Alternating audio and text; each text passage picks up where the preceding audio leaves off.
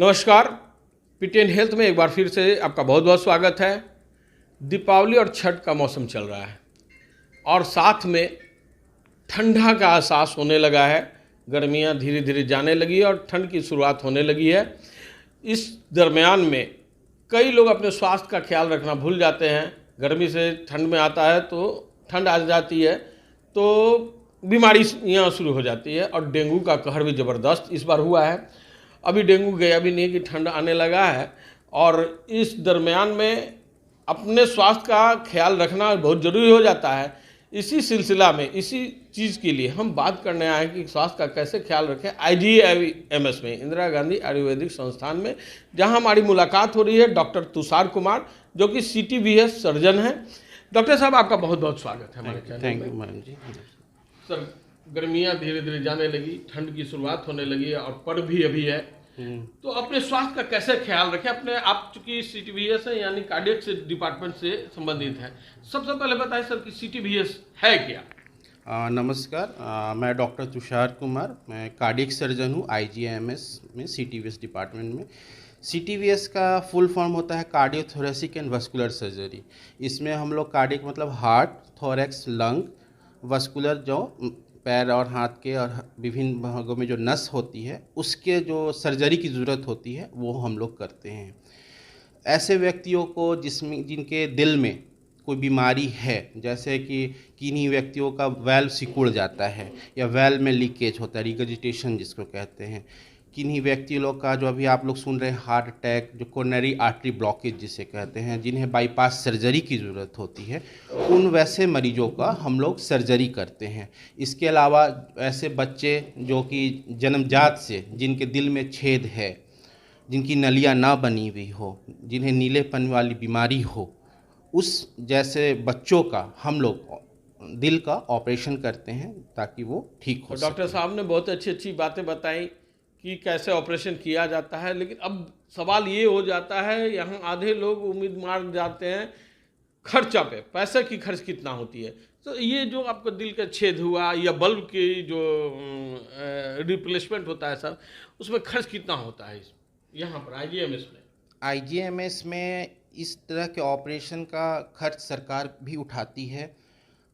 बहुत सारे ऐसे हृदय से संबंधित रोग हैं जिसका पूर्णतः इलाज बिहार सरकार और बाहर सरकार के योजनाओं के तहत होती है। जैसे आयुष्मान भारत है, मुख्यमंत्री सहायता कोष से है, बाल हृदय योजना है, RBS के प्रोग्राम्स है। इसमें सभी मरीज की जो भी इलाज है वो मतलब फ्री होती है, इसमें कोई खर्च नहीं होता है। तो इसमें तो समय लग जाता होगा ना सर, पहले से अगर इंश्योरेंस नहीं लिया हुआ, मतलब इस तरह का जो आप योजनाएं जो बताएं इसके तहत कितना दिन के अंदर में दरमियान में हो जाता है? नॉर्मली IGMS में बहुत ही ज़्यादा मरीजों की संख्या का लोड है।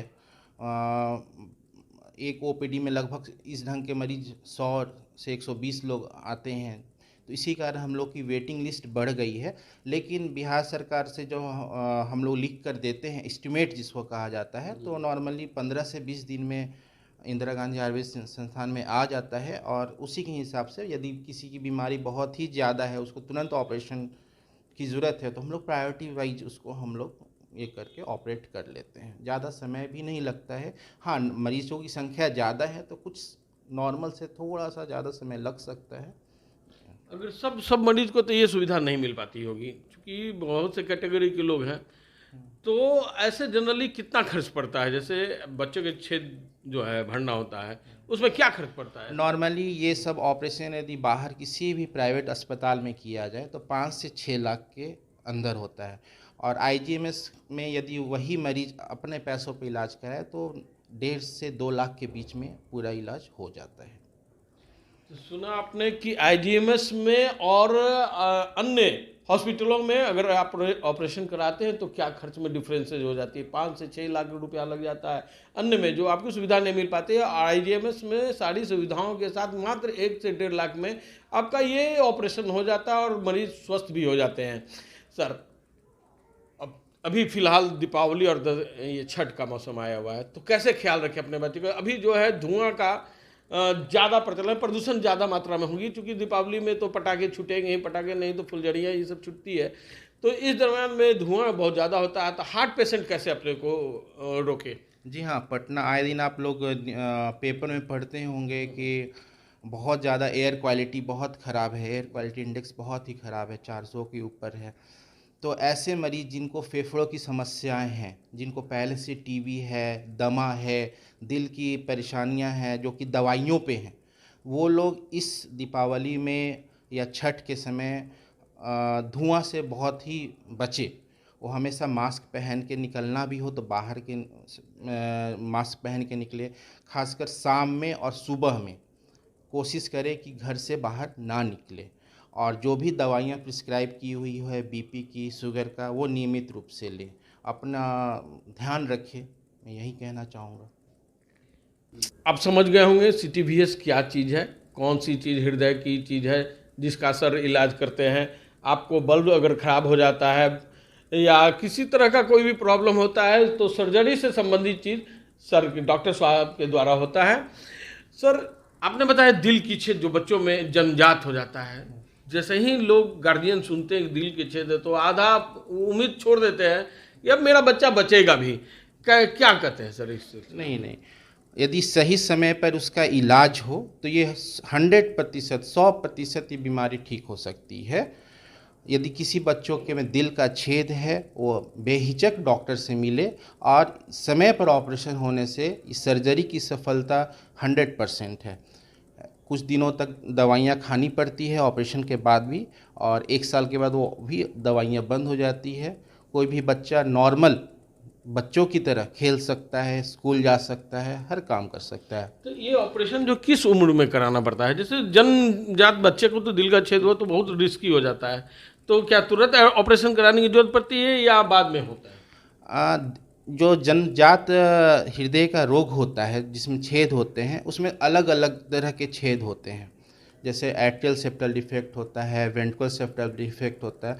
उसमें हर एक तरह की बीमारी को हर एक बच्चों के एज पे ज़रूरी नहीं है कि कोई बच्चा 2 साल में डायग्नोज हुआ तो 2 साल में ही करना है। किसी बीमारी का ऑपरेशन 4 साल में होता है, किसी का जन्म होते ही ज़रूरत पड़ती है, 1 महीना हो, 2 महीना हो, उस समय होता है। डिपेंड करता है कि बीमारी की स्थिति क्या है, उसका अभी कैसा है, उस बीमारी का अवस्था, बच्चे की अवस्था कैसी है, उस हिसाब से हम लोग इलाज करते हैं। अभी हाल फिलहाल में हम यहाँ आए थे सर, एक छोटी सी बच्ची का आपने ऑपरेशन किया था आप लोगों ने, जिसका उम्र लगता है कि मात्र 9 महीना था ना, 9 महीना में, और देखकर बड़ा खुशी हुआ कि इस तरह के भी ऑपरेशन अभी इस IGIMS में होने लगा है, और आप लोगों का अथक प्रयास से वो सफल भी रहा है। तो आप भी मत घबराइएगा, अगर इस तरह की बीमारी है तो जाने की अब बाहर ज़रूरत नहीं है, आपके पटना में ही अब ये इलाज होने लगा है IGIMS में, और डॉक्टर तुषार सर और उनकी टीम इस बीमारियों को सफल इलाज करने लगे हैं। तो अपना दवाई हमेशा कंटिन्यू खाते रहें, और इससे सुबह शाम जो है धुआं जो प्रदूषण है उससे बचना पड़ेगा आपको। पर जहाँ पर धुआं का चांस होता है तो वहाँ आपको बचना ही बचना होगा। तो आपने सुना डॉक्टर साहब ने हृदय रोग के लिए, रोगियों के लिए कैसे कैसे सुझाव दी है, किस तरह से आप बच सकते हैं।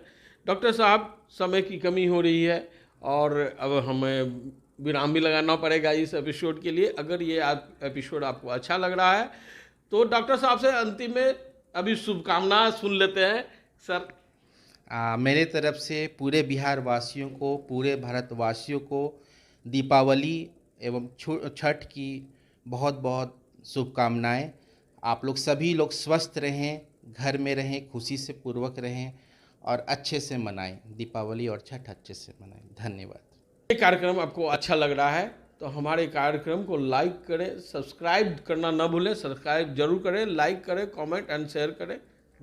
और खबरों से अपडेट रहने के लिए दीपायन न्यूज को सब्सक्राइब कीजिए।